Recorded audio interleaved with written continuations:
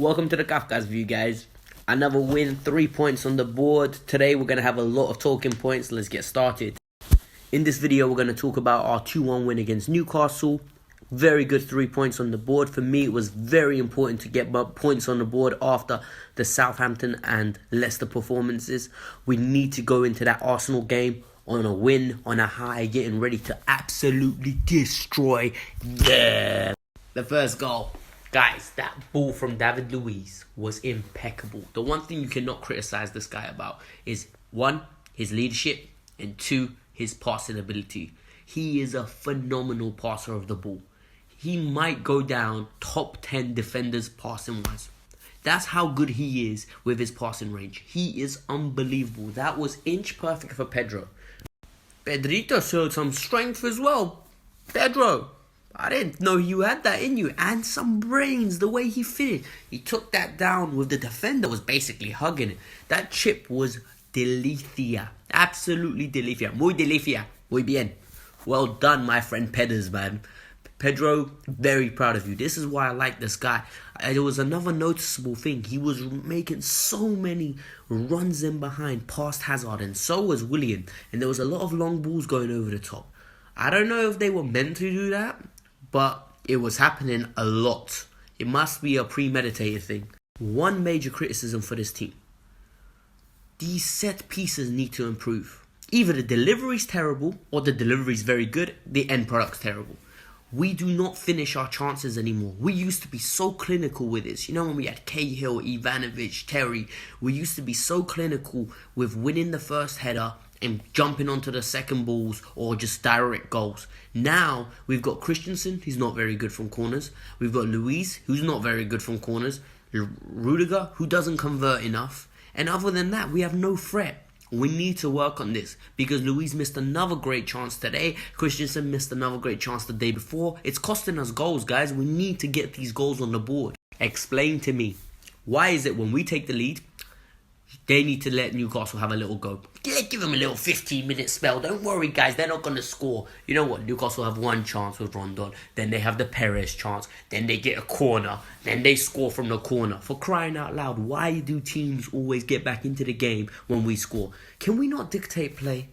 We're meant to be a passing team, guys. It's not that deep. Keep the ball, kill the game. Come on. We need you to continue developing this style of play. We need you to be assertive. Go in for the kill.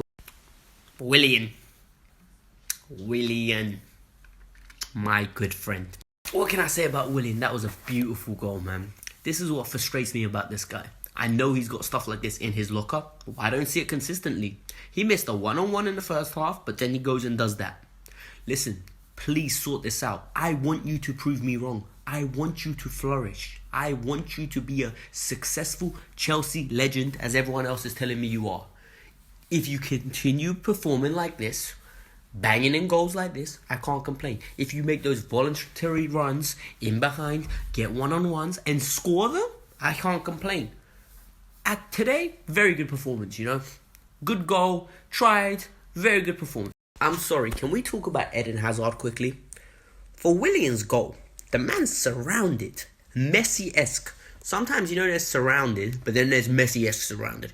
He had 5 people around him, and he still managed to get the ball to Willian, and Willian had enough time to take a step, cut in, and boom! But the thing is, Eden does that second best to Messi.